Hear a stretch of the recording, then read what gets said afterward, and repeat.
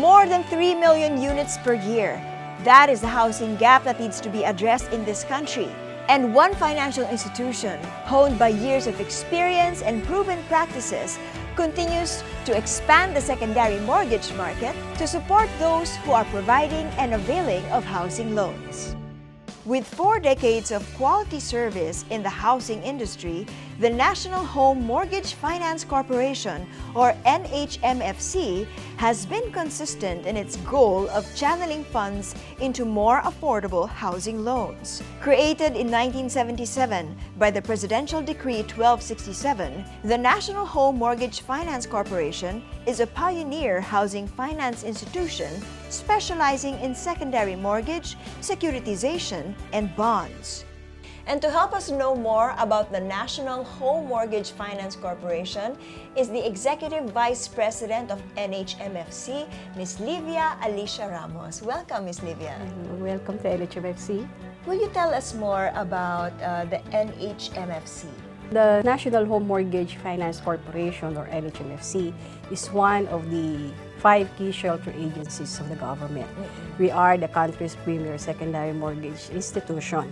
As a secondary mortgage institution, the NHMFC is mandated to increase the housing finance availability to enable Filipino buyers in their home acquisition through the development of the secondary mortgage operation. So what sets it apart is that this is a secondary mortgage we're the institution. secondary. As a secondary mortgage institution, we do not provide end-user financing, but rather we buy mortgages from both government and private financial institutions. So what is now the affiliation or the relationship between NHMFC and Pag-ibig? Pag-ibig is the primary lender.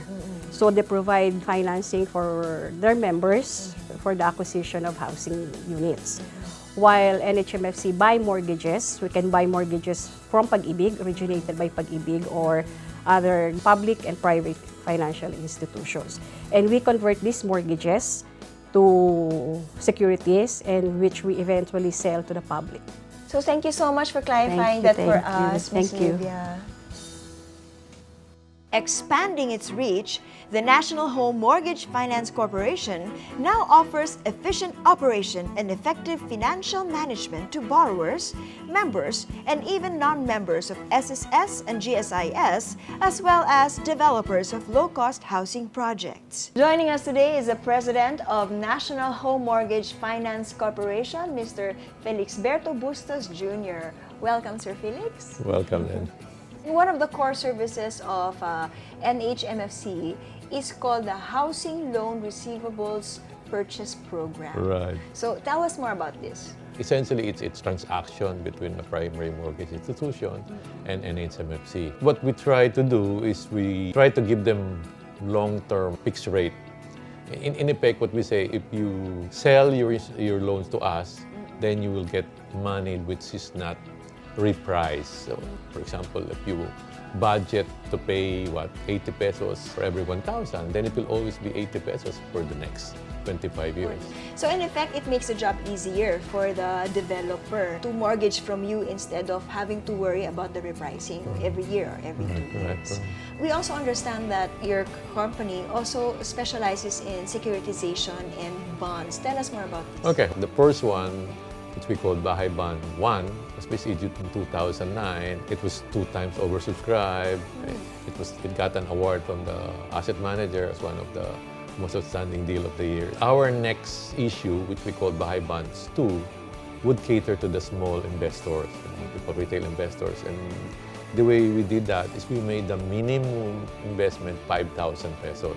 Actually, that's really the best way, investing even in the small investor. Right. We're helping the developer get more money so they can build more houses for the consumer. But in the meantime, the financing is for those people who still don't have the money, but they're saving.